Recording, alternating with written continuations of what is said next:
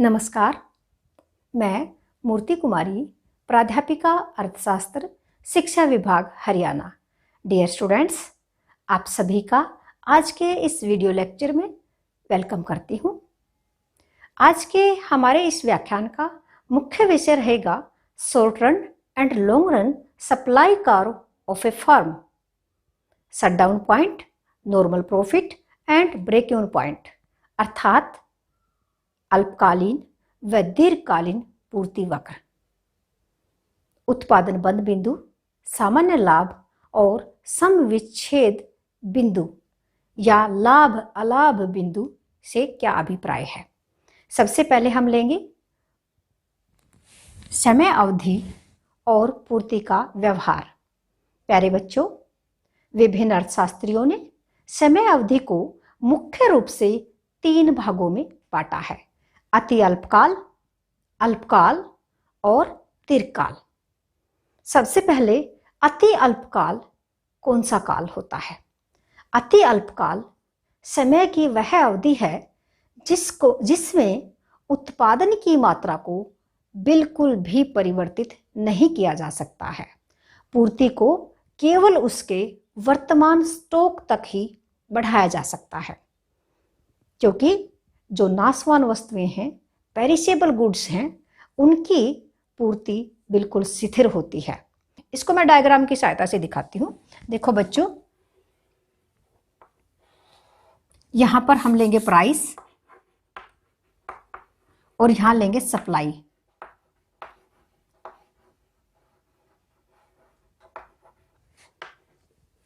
ये Y axis है, यहां हमने प्राइस लिया है और यहां पर सप्लाई पूर्ति, और ये है कीमत, और ये है पेरिशेबल गुड का सप्लाई कर्व एस। इसका मतलब है कीमत कुछ भी हो जाए, पूर्ति बिल्कुल शिथिर रहेगी। P1 और P2 पूर्ति पर कोई असर नहीं पड़ेगा, बिल्कुल शिथिर रहेगी। और ये जो पूर्ति वक्र है, ये पेरिशेबल गुड्स का है, नाशवान वस्तुओं का है, जिन्हें आगे हम स्टोर नहीं कर सकते हैं। तो ये है अति अल्पकाल में पूर्ति वक्र। एक सप्लाई, एक जो फर्म है, उसका पूर्ति वक्र अति अल्पकाल में। अब हम बात करेंगे अल्पकाल की। अल्पकाल से क्या अभिप्राय है? अल्पकाल समय की वह अवधि है जिसमें केवल परिवर्तनशील साधनों में परिवर्तन किया जा सकता है, और जो शिथिर साधन है जैसे मशीनरी और प्लांट, उनमें बिल्कुल भी परिवर्तन नहीं किया जा सकता है। तो केवल परिवर्तनशील साधनों में परिवर्तन करके पूर्ति को बढ़ाया जा सकता है। अल्पकाल में पूर्ति वक्र जो है वो स्टीपर होता है, यानी कि खड़ी ढाल वाला होता है। इसको भी हम डायग्राम की सहायता से, ये जो पूर्ति वक्र है अल्पकाल में, इसको भी डायग्राम की सहायता से दिखाएंगे। यहां पर आप देखेंगे, ये है सप्लाई और यहां लिखेंगे हम प्राइस, और ये है वाई एक्सिस और ये है एक्स एक्सिस, और ये है पूर्ति वक्र यानी कि सप्लाई कर्व। ये अल्पकाल में है, ये बिल्कुल खड़ी रेखा नहीं है, बल्कि कम ढाल वाला है, स्टीपर है। तो ये हमने देखा अल्पकाल में पूर्ति वक्र। ये है अति अल्पकाल में,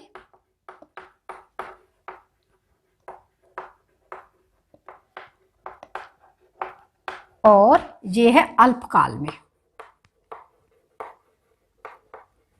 तो ये दोनों हमारे क्लियर हो गए हैं। अब हम बात करेंगे दीर्घकाल की। दीर्घकाल समय की वह अवधि है जिसमें उत्पादन के सभी साधन परिवर्तनशील होते हैं, चाहे वो शिथिर साधन हो, चाहे वो परिवर्तनशील साधन हो, अर्थात पूर्ति को मांग के अनुसार बढ़ाया जा सकता है। दीर्घकाल में जिस प्रकार से मांग बढ़ती है, उस प्रकार से पूर्ति को भी बढ़ाया जा सकता है। और दीर्घकाल में जो फर्म का जो पूर्ति वक्र होता है, वो ज्यादा चपटा होता है। जैसे इसमें ये स्टीपर है, ये खड़ी ढाल वाला है, लेकिन दीर्घकाल में जो पूर्ति वक्र है वो इस प्रकार से होता है। यहाँ पर आपको दिखाएंगे।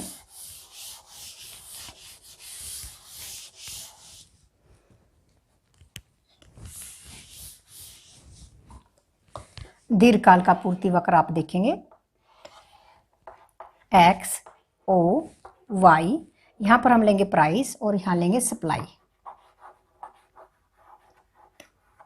और दीर्घकाल का जो पूर्ति कर्व है वो इस प्रकार से होगा। देखो अल्पकाल का जो सप्लाई कर्व है वो स्टीपर है than long run supply curve. ये खड़ी ढाल वाला है जबकि ये चपटा है। तो ये क्योंकि इसमें जिस प्रकार से प्राइस बढ़ेगा तो इसमें पूर्ति में परिवर्तन किया जा सकता है। बिल्कुल, तो ये आपको बिल्कुल क्लियर हो गया कि अल्पकालीन पूर्ति वक्र और दीर्घकालीन पूर्ति वक्र किस प्रकार का होता है। तो ये था समय अवधि और पूर्ति का व्यवहार। अब हम करेंगे शट डाउन पॉइंट या उत्पादन बंद बिंदु क्या है। शट डाउन पॉइंट या उत्पादन बंद बिंदु। उत्पादन बंद बिंदु उत्पादन बंद करने का वह बिंदु है जहां पर कीमत औसत परिवर्तनशील लागत के बराबर होती है, अर्थात P equal to ABC। Dear students, उत्पादन बंद बिंदु का संबंध उत्पादक के संतुलन से है और कोई भी उत्पादक वहां पर संतुलन की स्थिति में होता है जहां पर उसके लाभ अधिकतम होंगे। लेकिन अल्पकाल में संतुलन की जो शर्तें हैं पहले हम उनके ऊपर चर्चा करेंगे और लाभ की भी विभिन्न स्थितियां हो सकती हैं। सबसे पहले हम लेते हैं संतुलन की शर्तें। एक फर्म के संतुलन की शर्तें कौन सी हैं? सबसे पहली जो शर्त है संतुलन की वो इस प्रकार से है, MC इक्वल टू MR, अर्थात सीमांत लागत सीमांत आगम के बराबर हो। दूसरी जो शर्त है वो इस प्रकार से है, MC cuts MR from below, अर्थात MC MR को नीचे से काटे। इसका मतलब ये भी है MC इज राइजिंग या MC has positive slope. MC का जो स्लोप है वो पॉजिटिव हो। इसको हम एक डायग्राम के माध्यम से दिखाते हैं। दोनों शर्तें जो उत्पादक के संतुलन की जो शर्तें हैं, दोनों शर्तें यहां पर आप देखेंगे।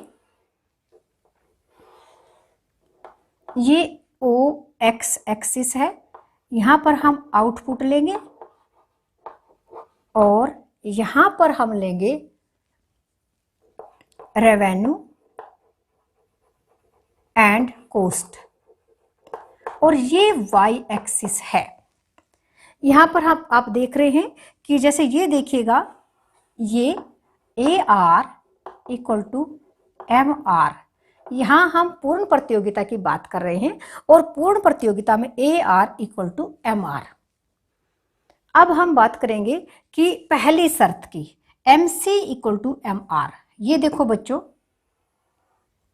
ये MC कर्व है और ये जो पहली कंडीशन यहां पर पूरी हो रही है E बिंदु पर, ये फर्स्ट ऑर्डर कंडीशन है। MC equal to MR first order condition.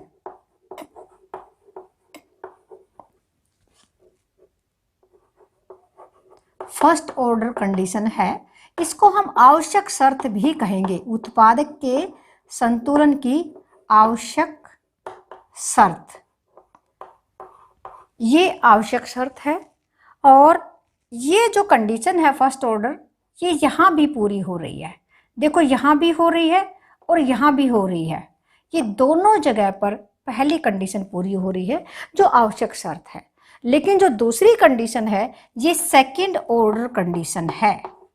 Second order condition, इसको हम पर्याप्त शर्त भी कहेंगे। पर्याप्त, ये पर्याप्त है और वो आवश्यक है। तो देखो बच्चों, पहली कंडीशन थी MC इक्वल टू MR, ये यहां पर भी है MC और ये MR है, तो यहाँ ई बिंदु पर पहली शर्त पूरी हो रही है, यहाँ भी हो रही है। अब उत्पादक कहाँ पर उत्पादन करेगा ये पता नहीं चल रहा। अब हम दूसरी कंडीशन देखते हैं, MC cuts MR from below. जो MC है वो MR को नीचे से काटे, देखो यहाँ से काटती जा रही है जबकि यहाँ ऊपर से काट रही है। तो दूसरी कंडीशन यहाँ पूरी नहीं हो रही है बल्कि यहाँ पर पूरी हो रही है। इसका मतलब यहाँ पर दोनों कंडीशन पूरी हो रही हैं। तो ये हमने देखा कि उत्पादक के संतुलन की शर्तें, और जो उत्पादक यहाँ पर संतुलन की अवस्था में कहाँ पर होगा, जहाँ पर ये दोनों अवस्थाएं पूरी होंगी तो उत्पादक OX वस्तु का यानी कि OX मात्रा का उत्पादन करेगा। अब हम आ जाते हैं कि उत्पादक का जो संतुलन है तो उसमें लाभ की 3 अवस्थाएं हो सकती हैं। अल्पकाल में लाभ की 3 अवस्थाएं हो सकती हैं। वो कौन कौन सी अवस्थाएं हैं? तो सबसे पहली अवस्था है असामान्य लाभ, असामान्य लाभ। और दूसरी अवस्था है सामान्य लाभ।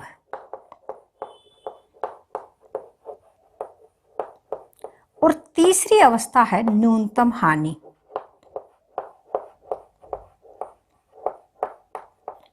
तो डियर स्टूडेंट्स, हम तीसरी अवस्था की बात करेंगे कि जब अल्पकाल में उत्पादक न्यूनतम हानि को भी सहन कर सकता है, यानी कि उठानी पड़ सकती है। न्यूनतम हानि भी उत्पादक को उठानी पड़ सकती है। तो किस प्रकार से वो हानि उठाएगा, इसको हम डायग्राम के माध्यम से दिखाएंगे।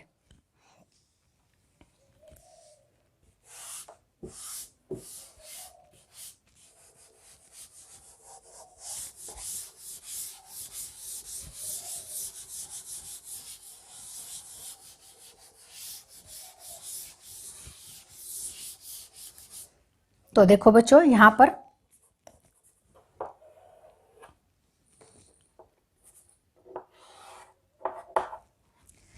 पर आप देखेंगे, इधर हमने रेवेन्यू और कॉस्ट लिया है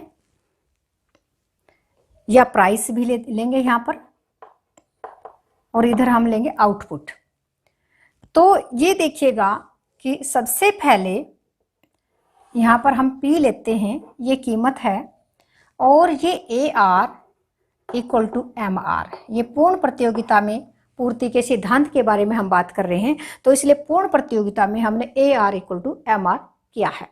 तो बच्चों, ये है औसत लागत AC, एवरेज कॉस्ट, और ये कीमत है। तो आप यहां देख रहे हैं कि लागत ज्यादा है, यहां पर आप देख रहे हैं लागत ज्यादा है और कीमत कम है। इसका मतलब उत्पादक को हानि हो रही है, न्यूनतम हानि भी उसे उठानी पड़ सकती है। तो आप यहां पर देखेंगे, ये है P कीमत और यहां पर है P1 कीमत, और ये भी है AR इक्वल टू MR।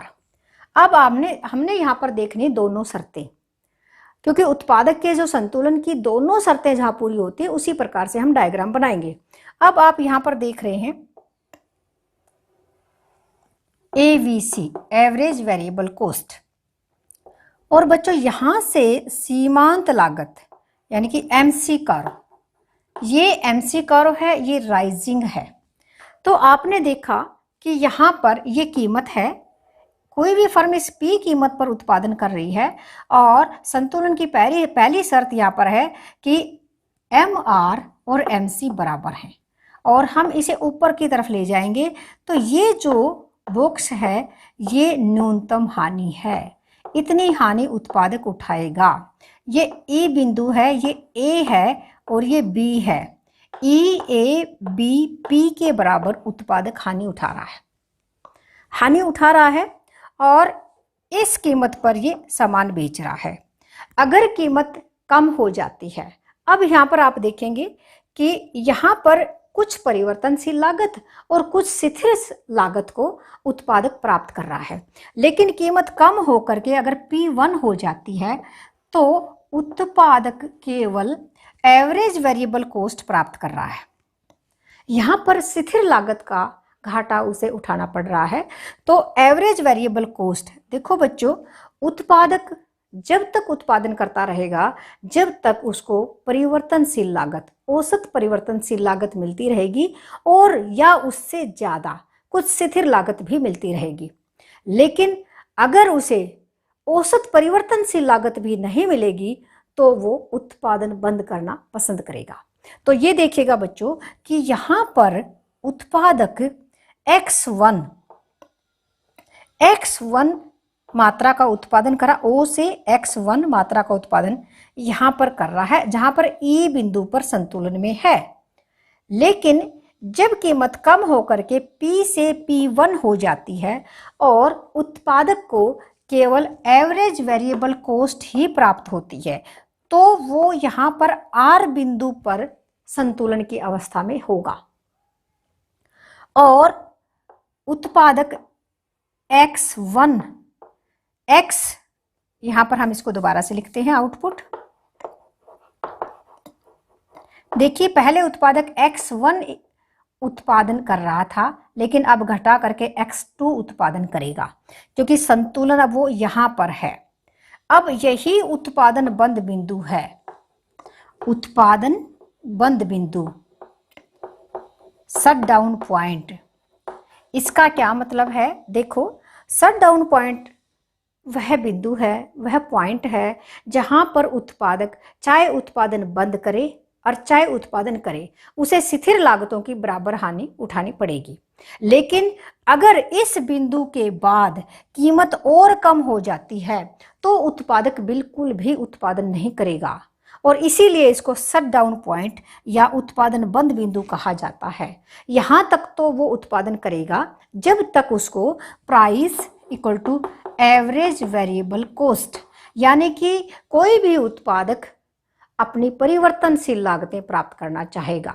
यानी कि देखिएगा ये कैसे बना कि TR equal to TVC, total revenue, कुल आगम, कुल परिवर्तनशील लागत उत्पादक लेना चाहेगा या प्राप्त करना चाहेगा। अगर हम TR को Q से डिवाइड कर देते हैं तो यहां पर AR आ जाएगा और TVC को भी Q से डिवाइड करेंगे तो यहां पर AVC आ जाएगा। अर्थात उत्पादन बंद बिंदु वहां पर होता है जहां पर P इक्वल टू AVC या AR इक्वल टू AVC या TR इक्वल टू TVC। ये उत्पादन बिंदु की शर्त है, यानी कि AR इक्वल टू AVC होगी और इसके बाद उत्पादन बंद करेगा। तो डियर स्टूडेंट्स, मैं उम्मीद करती हूँ कि आपको ये डायग्राम और ये उत्पादन बंद बिंदु अच्छे से क्लियर हो गया होगा। और अब हम बात करेंगे नॉर्मल प्रॉफिट की और ब्रेक इवन पॉइंट की। नॉर्मल प्रॉफिट अर्थात सामान्य लाभ। नॉर्मल प्रॉफिट या सामान्य लाभ से क्या अभिप्राय है? सामान्य लाभ या नॉर्मल प्रॉफिट एक फर्म को तब प्राप्त होते हैं जब AC equal to AR, AR का अर्थ है P, कीमत, क्योंकि पूर्ण प्रतियोगिता में AR equal to MR equal to P। तो बच्चों सामान्य लाभ या नॉर्मल प्रॉफिट, देखो अभी हमने उत्पादन बंद बिंदु के बारे में बताया तो उसमें यह बताया था कि एक फर्म का जो अल्पकालीन संतुलन है तो उस समय लाभ की 3 अवस्थाएं हो सकती हैं। कौन कौन सी अवस्थाएं हैं? असामान्य लाभ, असामान्य लाभ यानी कि एबनॉर्मल प्रॉफिट, और सामान्य लाभ तथा न्यूनतम हानि।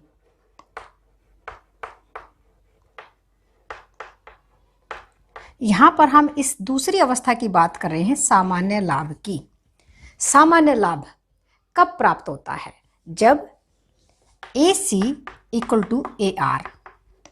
इसको हम डायग्राम के माध्यम से दिखाएंगे। तो यहां पर आप देखेंगे ये X एक्सिस है और ये Y एक्सिस है। तो बच्चों यहां पर हम आउटपुट लेंगे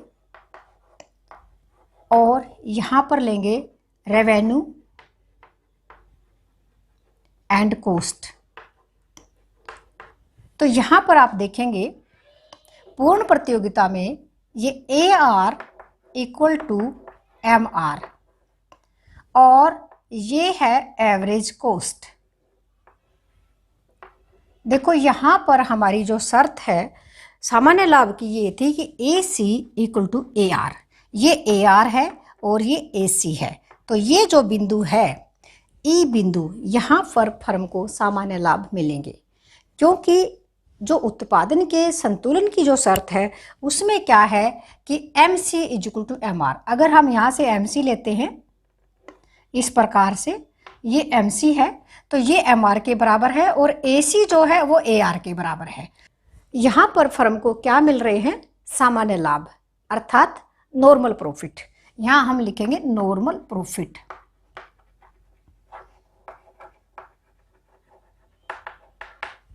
तो ये देखा हमने कि नॉर्मल प्रॉफिट।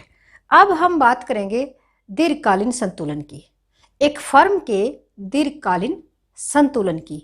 देखो बच्चों, अल्पकाल में फर्म को 3 प्रकार की स्थितियां प्राप्त हो सकती हैं। कौन सी? असामान्य लाभ, सामान्य लाभ और न्यूनतम हानि। लेकिन दीर्घकाल में फर्म हमेशा सामान्य लाभ प्राप्त करेगी। वो किस प्रकार से, इसको भी हम अच्छे से क्लियर करेंगे डायग्राम के माध्यम से। तो यहाँ पर आप देखेंगे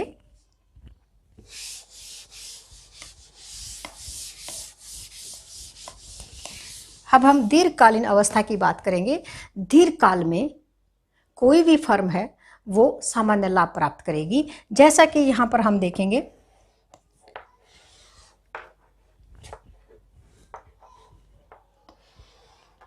AR इक्वल टू MR और यहाँ है आउटपुट और यहाँ है रेवेन्यू एंड कॉस्ट। तो डियर स्टूडेंट्स, यहाँ पर हम देखेंगे LAC long run average cost और यहाँ पर प्राप्त होगी मार्जिनल कॉस्ट LMC, ये लॉन्ग रन मार्जिनल कॉस्ट है। और ये जो कॉस्ट है, जो शॉर्ट रन एवरेज कॉस्ट है and short run marginal cost है, उससे ज़्यादा चपटी होगी। तो यहाँ पर है हमारी SAC और यहाँ पर है HMC। ये यहाँ पर फर्म को संतुलन में होगी फर्म, यानी कि फर्म को सामान्य लाभ प्राप्त होंगे। तो ये इस प्रकार से इसका डायग्राम होगा और दीर्घकाल जो संतुलन है दीर्घकालीन, उसमें फर्म को हमेशा सामान्य लाभ प्राप्त होंगे। क्यों प्राप्त होंगे, इसके बारे में हम यहाँ पर चर्चा करेंगे। देखो बच्चों, कोई भी फर्म है, बहुत सारी फर्में हैं और अगर मान लीजिए फर्मों को असामान्य लाभ प्राप्त हो रहे हैं, अगर फर्म को प्राप्त हो रहे असामान्य लाभ, तो क्या होगा? असामान्य लाभ को देख करके जो पुरानी फर्म है वो ज़्यादा उत्पादन करेंगी, जिससे पूर्ति बढ़ जाएगी और नई फर्म मार्केट में प्रवेश कर जाएंगी। यानी कि नए उत्पादक मार्केट में आएंगे कि भाई इस प्रोडक्ट में तो बहुत ज़्यादा प्रॉफिट हो रहा है और सभी फर्में असामान्य लाभ प्राप्त कर रही हैं, तो क्यों नहीं हम भी यही उत्पादन करें इसी प्रोडक्ट का और ज़्यादा लाभ प्राप्त करें। तो नई फर्में मार्केट में प्रवेश कर जाएंगी, जिससे क्या होगी कि पूर्ति बढ़ जाएगी उस प्रोडक्ट की, और पूर्ति के बढ़ने से कीमत कम हो जाएगी और फर्में क्या करेंगी? फिर लास्ट में सामान्य लाभ प्राप्त करेंगी, असामान्य लाभ खत्म हो जाएंगे। पहली सिचुएशन ये है कि अगर असामान्य लाभ प्राप्त कर रहे हैं तो नई फर्में आ जाएंगी, पुरानी फर्में ज़्यादा उत्पादन करेंगी, जिससे पूर्ति ज़्यादा हो जाएगी और कीमत कम हो जाएगी और फिर से फर्म सामान्य लाभ प्राप्त करेगी। दूसरी सिचुएशन क्या होगी कि अगर फर्म हानि उठा रही हैं, न्यूनतम हानि उठा रही हैं, अगर फर्म को हानि मिल रही है, बहुत सारी जो फर्में हैं मार्केट के अंदर वो हानि उठा रही हैं, तो फर्म क्या करेंगी कि मार्केट से बाहर हो जाएंगी, यानी कि उद्योग को छोड़कर चली जाएंगी। और जो पुरानी फर्में हैं वो उत्पादन कम कर देंगी, जिससे क्या होगी? पूर्ति कम हो जाएगी और कीमत बढ़ जाएगी और फिर फर्में क्या करेंगी? सामान्य लाभ प्राप्त करेंगी। तो ये है दीर्घकाल में फर्म किस प्रकार से सामान्य लाभ प्राप्त करेंगे, यानी कि दीर्घकालीन अवस्था के अंदर फर्म हमेशा सामान्य लाभ प्राप्त करेगी। ये हमारा क्लियर हो गया। और अल्पकाल में किस प्रकार से सामान्य लाभ प्राप्त करेगी, जहां पर AC is equal to AR। तो ये दोनों पॉइंट हमारे क्लियर हो गए हैं। अब हमारा नेक्स्ट पॉइंट है बच्चों break even point. Break even point या सम विच्छेद बिंदु या लाभ अलाभ बिंदु से क्या अभिप्राय है, इसके बारे में अभी हम इसमें विस्तार से चर्चा करेंगे। ब्रेक इवन पॉइंट या सम विच्छेद बिंदु कहाँ पर होता है बच्चों? सम विच्छेद बिंदु का दूसरा नाम है लाभ अलाभ बिंदु। ये वहाँ पर होता है जहाँ पर किसी फर्म का AR is equal to AC और TR is equal to TC। इसे हम एक डायग्राम के माध्यम से क्लियर करेंगे।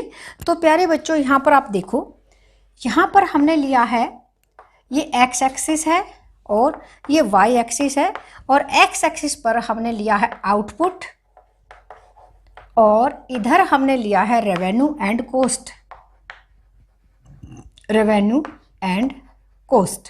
तो यहाँ पर आप देखेंगे कि ये AR इक्वल टू MR, क्योंकि पूर्ण प्रतियोगिता में पूर्ति के सिद्धांत की हम बात कर रहे हैं। तो ये देखिएगा बच्चों कि ये है AC कारो, एवरेज कोस्ट। हमने देखा था समविच्छेद बिंदु वहां पर होता है जहां पर AR इक्वल टू AC। तो आप यहाँ देख रहे हैं ये AC है और ये AR है। अब हम देखेंगे संतुलन की शर्तें, और ये है MC कारो।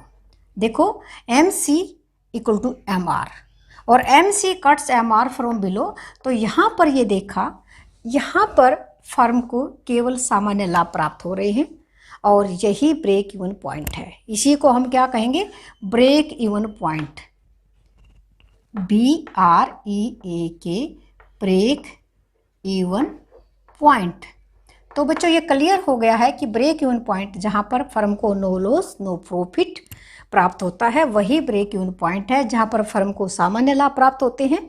तो ये क्लियर हो गया। ये था हमारा सीमांत आगम और सीमांत लागत विधि के द्वारा हमने ब्रेक इवन पॉइंट दिखाया। अब हम ब्रेक इवन पॉइंट को या समविच्छेद बिंदु को कुल आगम और कुल लागत विधि के द्वारा दिखाएंगे कि उसमें किस प्रकार से कुल आगम और कुल लागत विधि का डायग्राम बना करके हम दिखाएंगे कि किस प्रकार से ब्रेक इवन पॉइंट कहाँ पर होता है। तो देखो बच्चों, ये हम एक और डायग्राम बनाएंगे कुल आगम और कुल लागत विधि के द्वारा। देखो बच्चों, यहाँ पर 45 डिग्री पर हम लेंगे TR और यहाँ पर हम लेंगे कोस्ट, टोटल कोस्ट TC। यहाँ पर आप देख रहे हैं कि यहाँ पर TR इक्वल टू TC और यहाँ भी TR इक्वल टू TC। तो ये क्या है बच्चों? देखो यहाँ पर ये देखिएगा, और ये जहाँ पर कुल आगम कुल लागत के बराबर है जैसा कि हमने यहाँ देखा, तो इसको बोलेंगे हम ब्रेक इवन पॉइंट, सम विच्छेद बिंदु, ब्रेक इवन पॉइंट। यहाँ पर ब्रेक इवन पॉइंट है जो E बिंदु पर है। तो देखो यहाँ पर ये कुल आगम और कुल लागत विधि के द्वारा फर्म के संतुलन की हम बात कर रहे हैं। फर्म का संतुलन कहाँ पर होता है? जहाँ पर फर्म को अधिकतम लाभ प्राप्त होंगे। तो ये देखिएगा जहाँ पर TR और TC का डिफरेंस मैक्सिमम होगा। देखो बच्चों, यहाँ पर TR और TC का डिफरेंस मैक्सिमम है और ये है total profit curve, TPC, total profit curve, यानी कि कुल लाभ वक्र।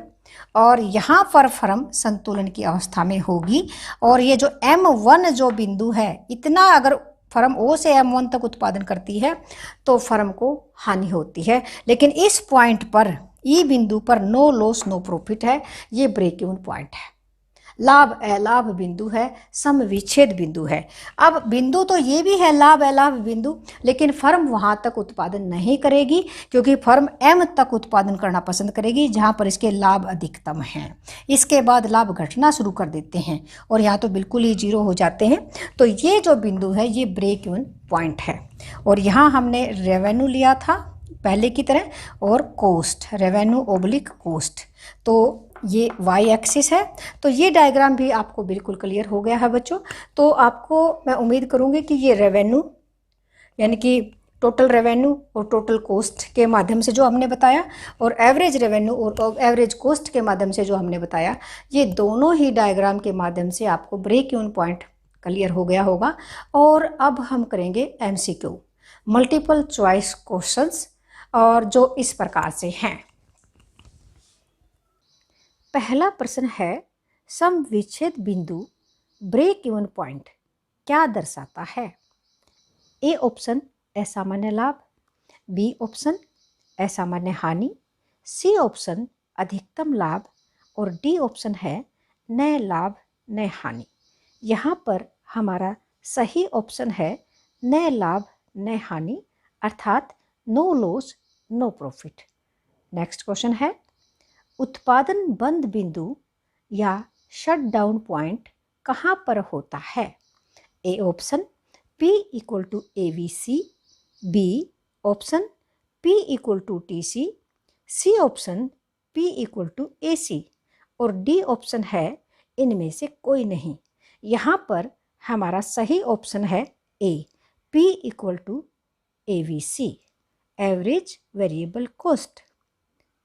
थर्ड क्वेश्चन है, वह समय की कौन सी अवधि होती है जिसमें फर्म अपने भवन प्लांट में परिवर्तन नहीं कर सकती? ए ऑप्शन है अल्पकाल, बी ऑप्शन दीर्घकाल, सी ऑप्शन अति दीर्घकाल, और डी ऑप्शन है उपरोक्त सभी। यहाँ पर हमारा सही ऑप्शन है अल्पकाल। नेक्स्ट क्वेश्चन है, सामान्य लाभ या नॉर्मल प्रॉफिट उत्पन्न होते हैं जब ए ऑप्शन है AR greater than AC, B option है AR equal to AC, C option है AR लेस देन AC, और डी ऑप्शन है TR ग्रेटर देन TC। यहाँ पर हमारा सही ऑप्शन है B, AR equal to AC, अर्थात average revenue equal to average cost. हमारा नेक्स्ट क्वेश्चन है, अति अल्पकाल में वस्तु की जो कीमत निर्धारित होती है उसे कैसी कीमत कहते हैं? ए ऑप्शन है बाजार कीमत, बी सामान्य कीमत, सी उप सामान्य कीमत, और डी इनमें से कोई नहीं। तो यहाँ पर ए ऑप्शन होगा बाजार कीमत, क्योंकि अति अल्पकाल समय की वह अवधि है जिसे बाजार अवधि भी कहा जाता है, मार्केट पीरियड। इसीलिए अति अल्पकाल में वस्तु की जो कीमत निर्धारित होती है उसे बाजार कीमत भी कहा जाता है। इसीलिए हमारा सही ऑप्शन ए है। तो डियर स्टूडेंट्स, ये हमने किए 5 वेरी इम्पोर्टेंट MCQ, और इसी के साथ हमारा आज का ये वीडियो लेक्चर समाप्त होता है। धन्यवाद।